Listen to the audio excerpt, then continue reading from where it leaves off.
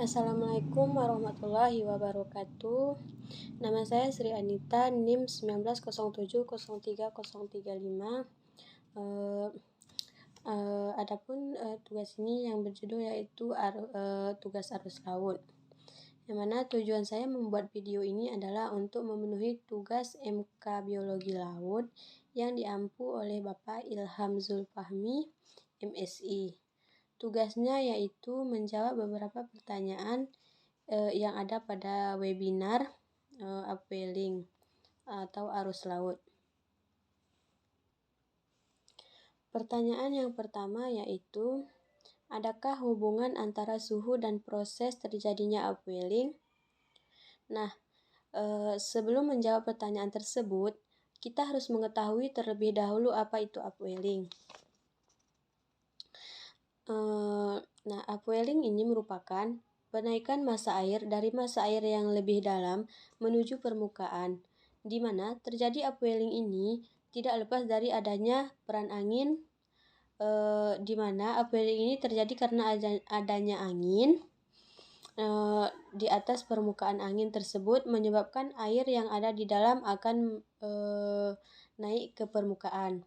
Dan air di permukaan itu akan menjadi dingin. Tentu saja suhu upwelling itu saling berhubungan. Suhu dengan upwelling ini saling berhubungan.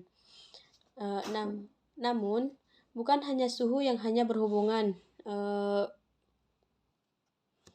juga berhubungan dengan juga dengan angin dan juga klorofil. Di mana semakin tinggi klorofil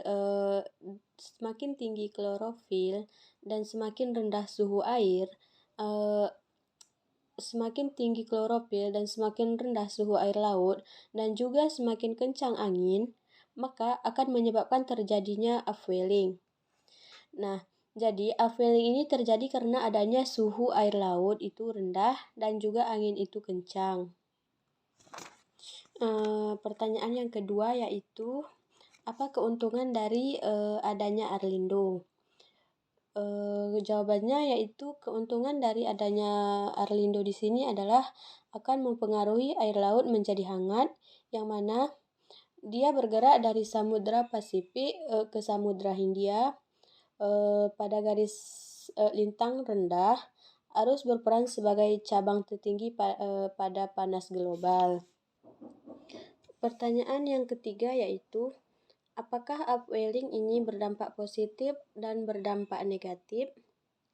Nah, jawabannya yaitu dengan adanya upwelling kita akan berdampak positif dikarenakan terjadinya upwelling ini akan membawa nutrien-nutrien di mana nutrien ini akan sangat berguna bagi ikan atau sangat berguna bagi organisme yang terdapat di perairan. Nah, selain itu dikatakan bahwa semakin rendah suhu, maka semakin tinggi klorofil, di mana semakin tingginya klorofil air yang terdapat di suatu perairan tersebut, maka semakin tingginya klorofil air terdapat maka akan terdapat ikan dengan banyaknya ikan tersebut, maka para nelayan akan lebih mudah mendapatkan ikan yang banyak. Artinya juga berdampak positif bagi para nelayan. Pertanyaan yang keempat yaitu, apakah kesimpulan yang Anda dapat dan peroleh dari webinar tersebut? Nah, yang pertama ada dari upwelling.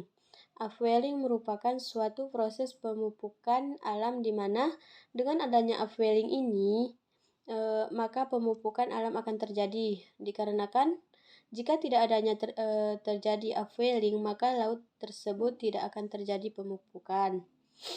Dengan adanya upwelling tadi, maka produktivitas fitoplankton dan perikanan akan semakin meningkat.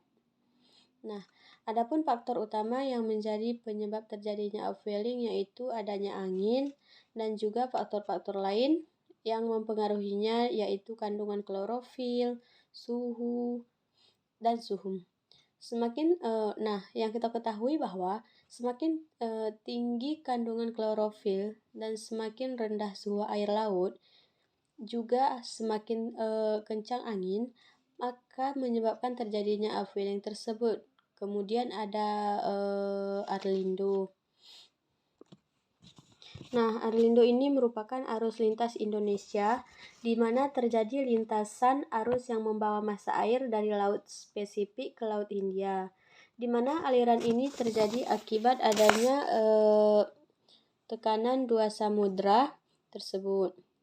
Selain itu, pengaruh Arlindo dan upwelling akan berdampak pada suatu yang meningkat akan menyebabkan terjadinya upwelling dan Arlindo.